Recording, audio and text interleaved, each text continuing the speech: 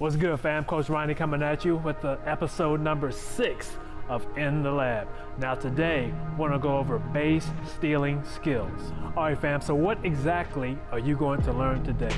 We're gonna break this down to 2 major topics. Number 1, we're gonna go over your base stealing setup / posture. And number 2, we're gonna go over your base stealing start. Folks, make sure you stay to the very end of the video because you're gonna learn beyond a shadow of a doubt what science says is the best baseball start for you. Is it the crossover start right here? Or is it the drop step start over here? Stay to the very end. But before we proceed, help a brother out. Remember to subscribe to the channel, like the video, and share the video. All right, now let's do it. All right, folks, let's dive into this setup. It's real simple, all right? So basically, we want to set up shoulder width apart, hinged at the hips. Hinge at the hips. When I mention hinge or I teach a hinge, first thing I tell my guys to do, put your fingers here, drive your hips back. There's your hinge, all right? So let's set it up again. About shoulder width apart, we're hinged at the hip. Now, make sure we have a flat back. That's putting us in an athletic posture. My pet peeve, when I first meet an athlete, it's usually younger athletes and they can't flatten out their back. I get it, but you have to figure that out because that's just an unathletic look. I cannot stand seeing this. That's something we might have called pop locking back in the day. It's not a good look, but jokes aside, it's just not athletic, all right? So be able to flatten out your back. All right, folks, now let's talk about some of the common errors that we see. The one I see the most, again, amongst the young guys out there, y'all wanna get way out here for some reason when you can't even move. You wanna get way out here, so your first move is you'll have to readjust your foot, bring your feet back under your center of mass at some capacity. So we're wasting steps already. Y'all like to get way out here, keep it shoulder width like I mentioned. You like to start up here, too high. So if you're too high, your first move is gonna be down. You're wasting movement, right? Or you're too low, way down here. You know, way down here, you have to pop up. You're not comfortable with yourself. And what's my next point? Lack of awareness. Don't just set up, right? Without a plan. Don't just set up without a feeling for your body. You should feel athletic and comfortable and ready to make a play right here, all right? I can go either way, I'm relaxed, I can make things happen, all right? So the common mistakes as I walk in, don't get too wide, don't get too close, don't get too high, don't get too low. Have awareness of your body and your body positioning when you set up for your base stealing posture, all right? Okay, next, let's talk about our arm positioning, our arm action. Arms are essential, obviously, when we're dealing with base stealing, right? So there has to be a synchronization between the arms and legs. There has to be a rhythm between the arms and legs, all right?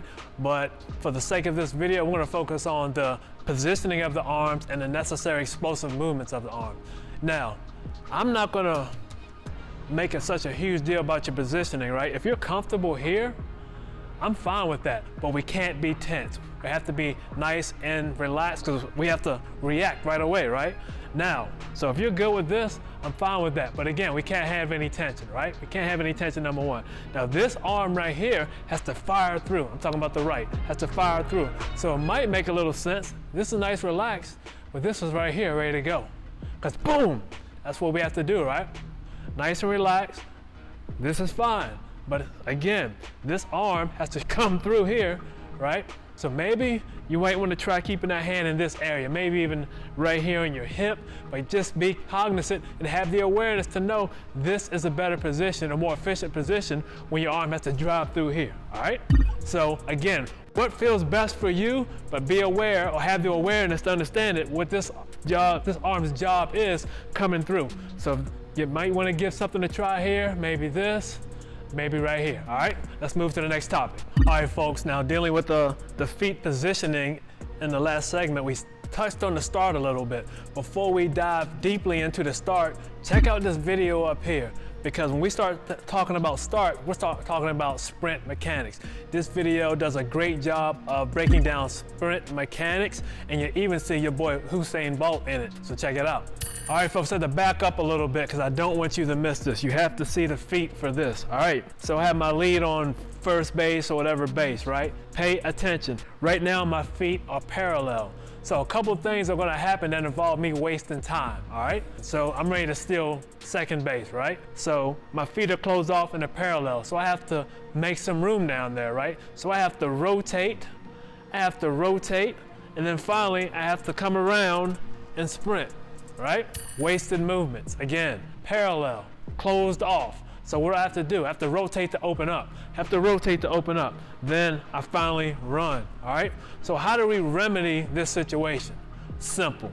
You start parallel, right? Start parallel like so. Your right leg, drop it back. See how this foot is still closed off? I want to open this door right here. Open this foot a little bit. Now look at us. A lot of things just happened right there. Number one, now we can just drive. We have a firm platform to push off of or drive off of right here. Now this back leg has a clear lane to come through. So what do we just do? We just eliminated all wasted movement. We eliminated the rotation, right? We eliminated the rotation. This foot is back. It's opened up. You're back to your athletic position, whatever you prefer. Let's look at it in slow motion.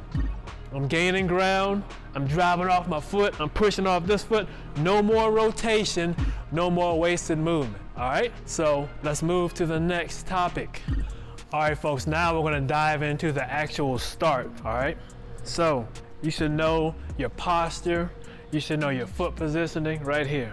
Now, when it's time to go, I touched on it before. Well, I didn't mention this yet, stay low. I mean, you're about to learn a couple pointers that'll help you stay low, but again, the awareness, stay low once we start to make that move. Once we start to make that move, we stay low, we're low. Our chin is tucked. We're pushing off of both feet, right? We're trying to put as much force as we can into the ground with both feet. But I tell my guys, I like you to focus on this foot a little more. So I say 60% push here, 40% push there. Now here's the thing, once we start moving, my torso has to get over my front side quickly as possible, right? My torso has to get over my front side. You hear this term a lot when it comes to base stealing. You're diving into the pool. You're diving into the pool. So let's break all that down. A lot was said there, right? So we're here, we're about to start. We're making our move, our arm action I talked about before, our arms are coming through. We're pushing off of this foot, we're pushing off of this foot. We're coming through. Our torso, as you can see, my torso is well over my foot and my chin is tucked. So it's guaranteed that I'm gonna stay low and progress to second base as I mentioned earlier. Let's break that down over here in the track. Here we go.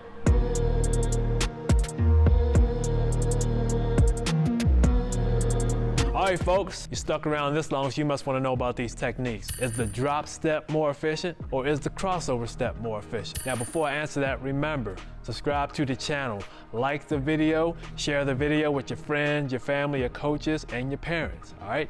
Now, to answer the question, the drop step is more efficient. How so? Check out these studies right here. These studies compared the two, and they found out the drop step is more efficient due to force production. Now, we should know by now, the more force we put into the ground, that increases our potential to run faster, all right? So bottom line, that's what the drop step did. More force into the ground, you're gonna move faster and steal more bases, all right? Next topic. All right, folks, I'm gonna give you my opinion on the two, the drop step versus the crossover step. I'm gonna tell you like this, do what works for you. You know, I don't consider the drop step or the crossover the foundation of your base stealing house. The foundation of the things that we touched upon earlier, your posture, your arm action, your leg action. If you're doing those things properly, we get down to our feet and we're having problems crossing over correctly or drop stepping correctly, then we address that. But if you're doing everything up top, we get down to your feet and you're looking good, you're getting good starts, you're staying low, I say crossover if that works for you. I say drop step if it works for you, all right? That's my 2 cents. All right, folks, there you have it to start. Let's summarize the major points for you real quick. Number one, you have to stay low. The minute you pop up, you're losing time, all right? Attack the ground from behind your feet, all right? Simply meaning when you're in the acceleration posture, your legs are behind your torso, all right? Your legs are behind your torso. So you're attacking that ground with your legs moving in a piston-like fashion, projecting your body down the track or turf, all right?